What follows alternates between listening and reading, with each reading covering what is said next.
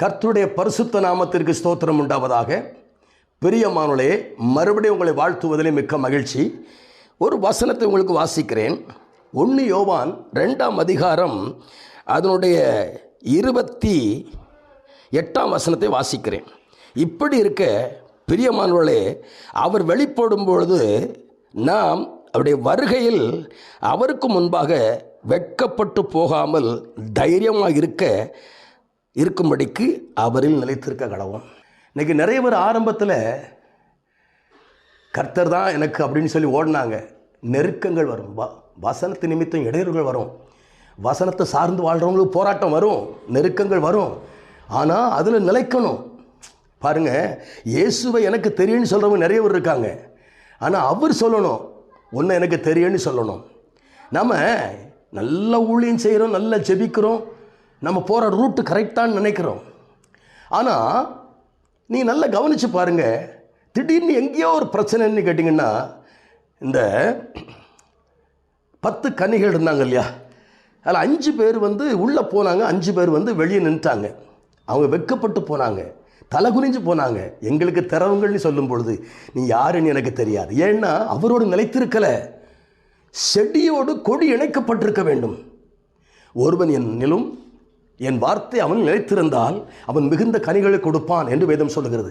அப்போ நிலைத்திருந்தால், அவரில் நிலைத்திருந்தால் வெட்கப்பட்டு போக மாட்டோம். நம்ம வெட்கப்பட்டு போகிறது இல்லைங்க. ஏன் வெட்கப்பட்டு போகணும்? அவரோடு தினந்தோறும் உறவில் இருந்து பாருங்க, நல்ல வேதத்தை வாசிங்க, நல்ல ஜெபிங்க.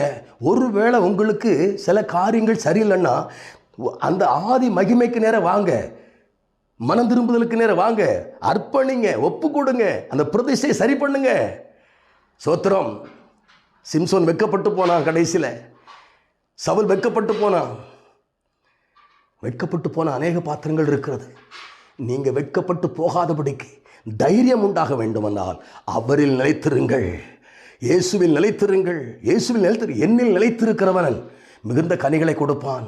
கனி உள்ள வாழ்க்கை, அன்புள்ள வாழ்க்கை, பரிசுத்தமான வாழ்க்கை. இயேசு கிறிஸ்து சாந்தமும் மனத்தாழ்மை உள்ளவர் மட்டுமல்ல, அவர் பாவம் இல்லாதவர், அவர் பாவம் செய்யாதவர், பாவம் அறியாதவர்லாம் வேதம் சொல்லுகிறது. அவர் உள்ளே இருக்கிறார், சகல பரிபூர்ணமும் அவருக்குள்ளே இருக்கிறது. என்ன வாழ்க்கைங்க! இயேசுவோடு இணைந்து பாருங்களேன். நம்முடைய கர்த்தராகிய இயேசு கிறிஸ்து வரப்போகிறார்.